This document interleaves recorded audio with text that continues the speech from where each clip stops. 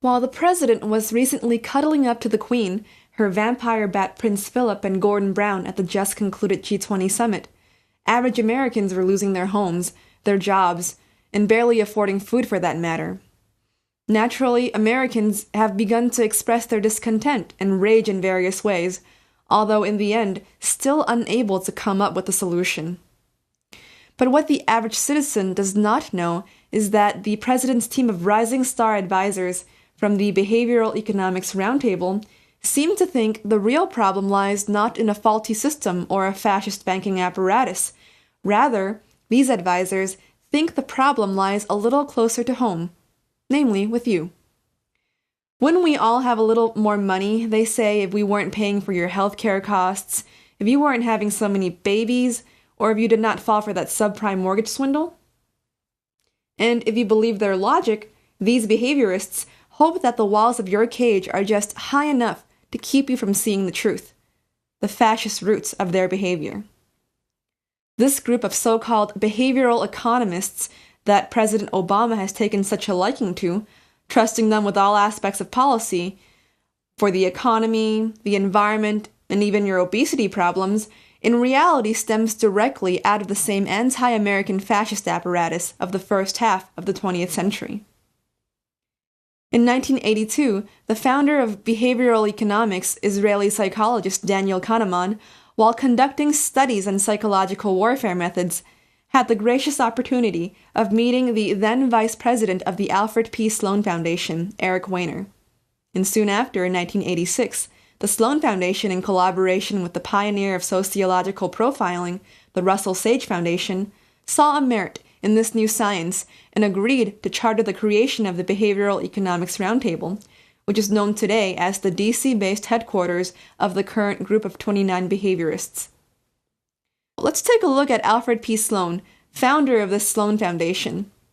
Before he had set up his foundation, Alfred Sloan was one of those who had been tapped on the shoulder, so to speak, by a small circle of leading pro-Hitler industrialists inside the United States.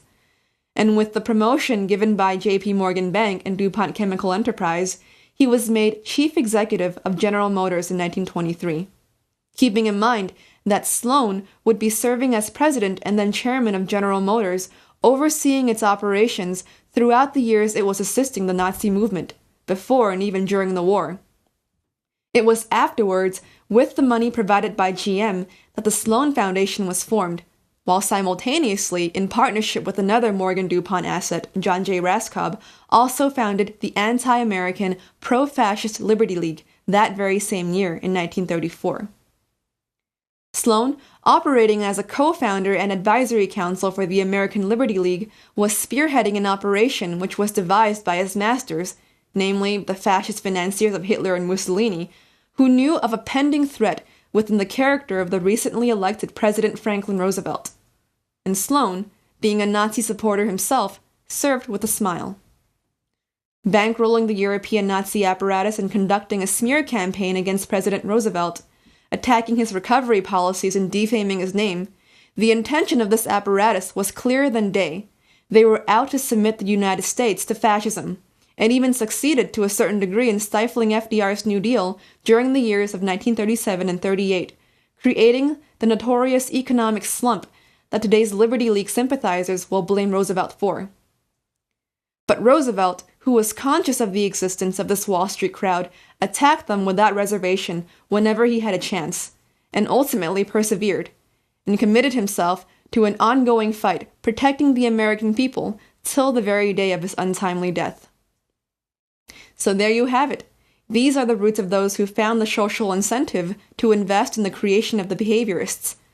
They ran a coup and sought to destroy the United States in the 1920s and 30s. Today, we are facing a much graver crisis than even the one FDR presided over. And while President Roosevelt acted to defend his nation as any patriot would against this fascist apparatus, our president today has done the exact opposite.